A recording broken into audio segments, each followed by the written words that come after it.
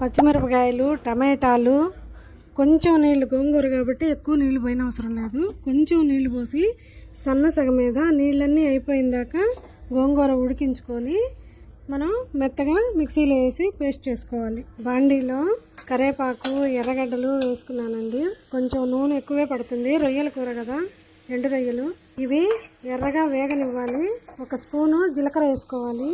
ఇవి బాగా ఎర్రగా అయిన తర్వాత రొయ్యలు వేసి వేపుకోవాలండి. ఈ మాత్రం ఎర్రగడ్డలు వేగితే చాలండి. జీలకర్ర కూడా వేగింది. దీంట్లోనే 1 స్పూన్ ధనియాలు, 1/2 స్పూన్ పసుపు, 2 స్పూన్లు కారం వేస్తున్నాను. ఇవి కూడా కొంచెం నూనెలో అట్లా వేగిన తర్వాత మనము ఎండు రొయ్యలు వేసుకోవాలండి. ఇదిగోండి, ఇవి కారం అవి వేగేటప్పుడే ఎండు రొయ్యలు కూడా వేసుకోవాలి. వీటిల్లో ఎక్కువ ఇసుక ఉండదండి, రాజమండ్రి పొగబెట్టిన రొయ్యలు.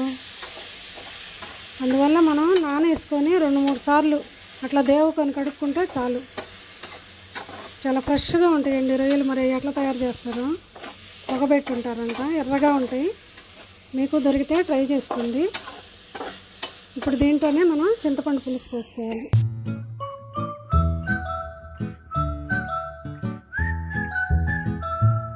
చింతపండు రసము 1 నిమ్మకాయ, ఫుల్ నిమ్మకాయ అంత సైజు చింతపండు తీసుకున్నాను. ఆ పులుసు వేసుకొని కాస్త నీళ్లు పోసుకొని ఇవన్నీ నీళ్ళన్నీ అయిపోయిన దాకా ఉడికించుకోవాలండి. గోంగూరలో నీళ్ళు వచ్చిన తర్వాత వంచేస్తారండి కొంతమంది.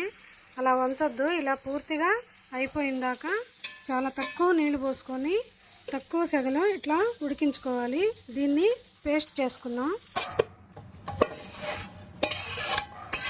గోంగూర, టమాటాలు, ఎర్రగడ్డలు, పచ్చిమిరపకాయలు ఉడకబెట్టి మిక్సీ వేసుకున్నానండి. రొయ్యల కూర ఎలా ఉందో చూద్దాం.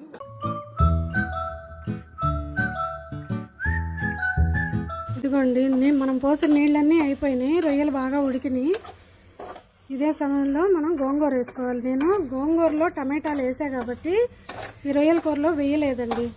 ఇప్పుడు దీంట్లో గోంగూర వేసుకున్నాం. మనం ఏదైతే గోంగూర పచ్చడిలాగా చేసుకున్నామో అది దీంట్లో వేస్తున్నానండి.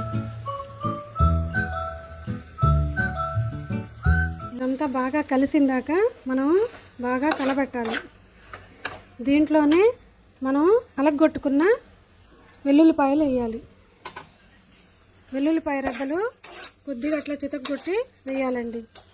ఇవంతా బాగా ఉడికి దగ్గర పడిన తర్వాత కూర రెడీ అవుతుందండి. ఇట్లా బాగా మూత తీసి కలబెట్టుకుంటూ ఉడికించుకోవాలి. ఒక 5-10 నిమిషాల లోపలే పడుతుందండి. బాగా ఉడికించుకోవాలండి. నేను చింతపండు రసంలోనే 1 స్పూన్ ఉప్పు వేసుకున్నానండి. ఈ రొయ్య ఉప్పగా ఉండదు.